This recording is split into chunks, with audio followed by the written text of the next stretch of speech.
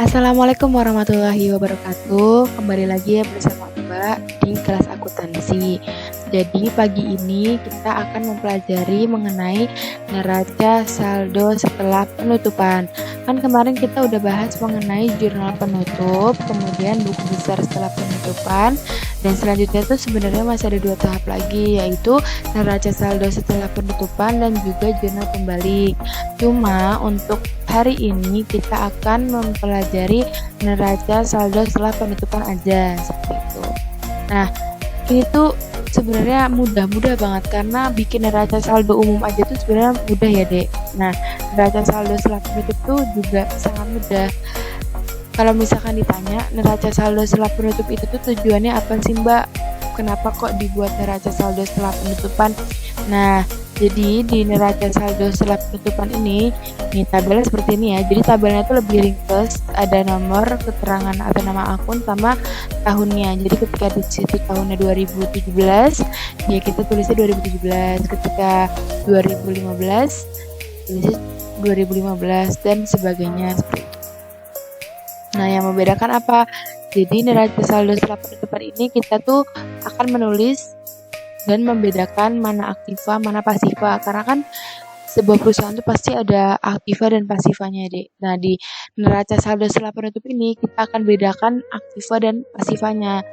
Kalau kalian ingat kesamaan dasar akuntansi, itu kan kita mempelajari aktiva pasiva ya, yang harta sama dengan utang plus modal. Nah, di sini tuh juga sama. Jadi kalau misalkan tujuan neraca saldo setelah penutupan itu tuh ngecek apakah aktiva sama pasivanya itu masih seimbang apa enggak. Kalau misalkan ternyata aktiva sama pasivanya enggak seimbang, wah perlu dicek lagi tuh pekerjaan-pekerjaan sebelumnya. Karena kalau misalkan pekerjaan-pekerjaan sebelumnya udah benar, udah balance, masukinnya benar, otomatis aktiva pasivanya itu pasti benar. Nah, di sini kita mau cek. Nah, di sini kita lihat yang kita butuhin nih, masak ya. Oh ya, sebelumnya jadi intinya ya, tujuan dari neraca saldo setelah penutupan itu memastikan jumlah kedua sisi dalam keadaan seimbang dan benar pada awal periode berikutnya. Di sini kita akan lihat ya. Jadi ketika kita membuat neraca saldo setelah penutupan, apa aja yang harus kita siapkan? Kan biasa kalau kita bikin laporan-laporan, patokan kita adalah kertas kerja, kita harus lihat kertas kerja. Nah, kalau misalkan untuk neraca saldo setelah penutupan ini nggak perlu lihat kertas kerja deh, karena kita hanya lihat ini. Kalau kalian udah bikin tabel ini, laporan posisi keuangan, kita tuh sebenarnya cukup lihat ini deh, selama ini tuh udah balance, itu selama yang kalian kerjain ini udah balance dan sesuai sama kertas kerja, kita tuh nggak perlu lihat kertas kerja. Jadi yang kita siapkan itu laporan posisi keuangan dan juga ini laporan perubahan ekuitas, karena kita akan memasukkan modal. Oke. Selanjutnya yang pertama, aktiva dan pasiva. Yang kita tulis duluan adalah aktivanya.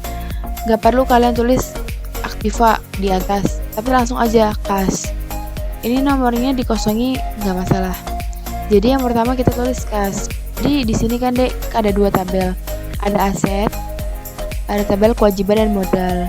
Kita kan bisa lihat ya, oh yang sebelah aset ini kan pasti aktiva, kewajiban dan modal itu pasti pasiva.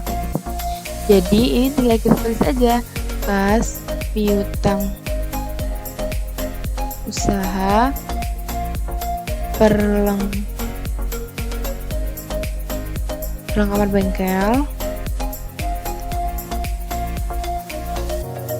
sewa dibayar di muka. Nah, oh ya, sama perlengkapan kantor ya, lupa. Jadi ini tuh apa ya, susahnya tuh nggak ada. Kalian cuma butuh ketelitian aja.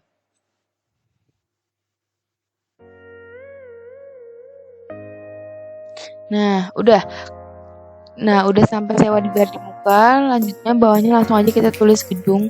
Gak perlu ditulis aset tetap apa aset lancar, karena itu hanya dibutuhkan di laporan posisi keuangan untuk membedakan kita tuh punya aset lancar apa aja sih, dan kita tuh punya aset tetap apa aja sih. Ini kan gedung, terus ada akumulasi penyusutan. Akumulasi penyusutan itu juga dimasukin deh ke dalam aktiva. Walaupun nanti ketika kita ini dikurang, nanti kita lihat. Nah, selanjutnya peralatan bengkel.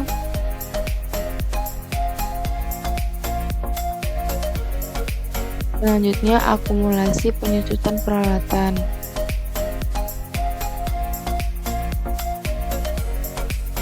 Oke, nah di sini kita udah sampai bawah ya, udah sampai akumulasi penyusutan peralatan. Dipastikan ini udah keisi semua.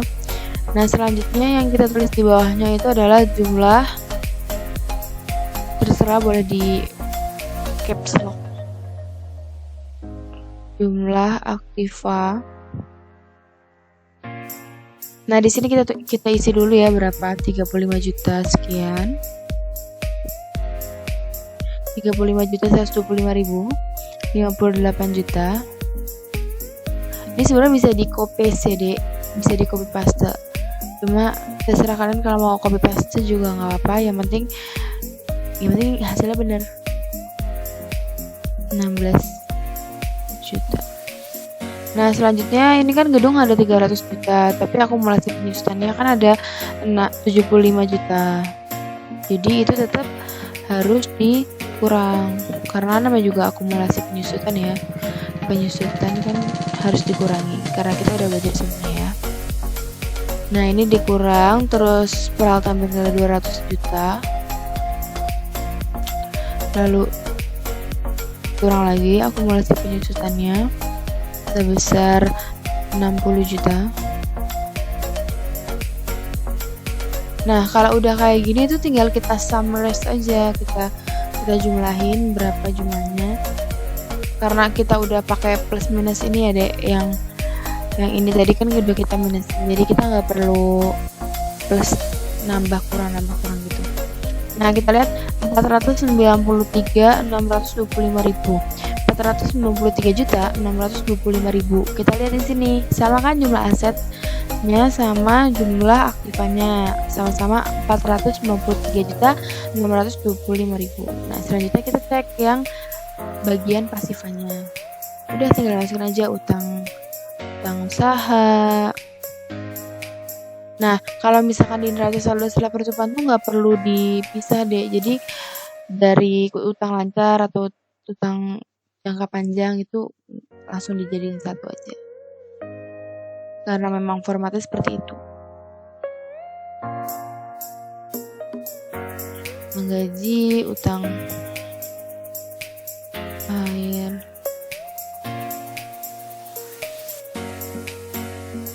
telepon,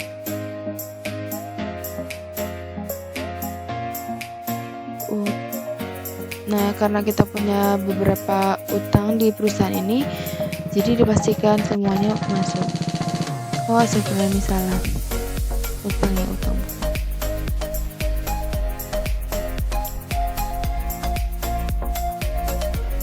Selanjutnya langsung aja ke pinjaman bank. Jadi kalian terserah mau nulisnya pinjaman bank atau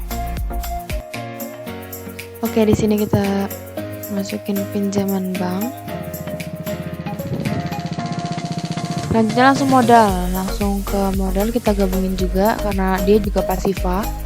Selanjutnya kita tulis jumlah, karena di atas aktiva berarti di bawah jadi pasifa. Nah, di sini kita masukin aja nominalnya. Yang pertama ada 25 juta. Nah, 265.000. Selanjutnya ada 8 juta. Selanjutnya 6 juta. Selanjutnya ada 1.200.000, ada 3.150.000, 100 juta, selanjutnya 350 juta 010.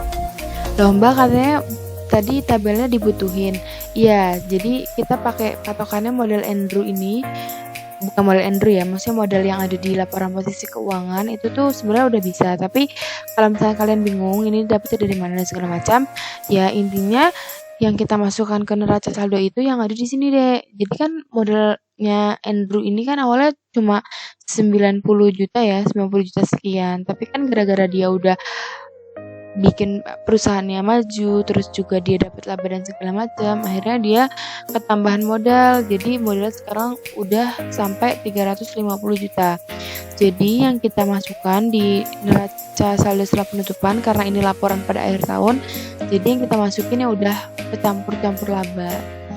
Jadi sebesar 350 juta sekian. Nah, ini kita summarize apakah balance atau tidak. Hati-hati summarize-nya cuma sampai utang usaha aja ya, jangan. Nah, ternyata sama hasilnya. Kita sama-sama dapat 493.625.000. Jadi caranya gampang banget ya kalau neraca saldo setelah penutup. Silakan kalian kerjakan tugasnya yang ada di modal. Hari ini tugasnya sebenarnya cukup ringan karena Mbak hanya suruh buat neraca saldo setelah penutup. Tapi bagi kalian yang belum mengerjakan sebelum-sebelumnya, maka belum bisa mengerjakan ini. Jadi karena tugasnya singkat, hanya ini, nggak kayak biasanya. Jadi Mbak persilakan kalian untuk menyelesaikan semua tugas-tugas yang kemarin. Jadi tugas-tugas yang kalian ada yang belum bikin laporan posisi keuangan dan segala macam, silakan dibuat. Ya. Sekian dari Mbak, kurang lebihnya mohon maaf. Wassalamualaikum warahmatullahi wabarakatuh. Kalau ada yang belum paham silahkan ditanyakan.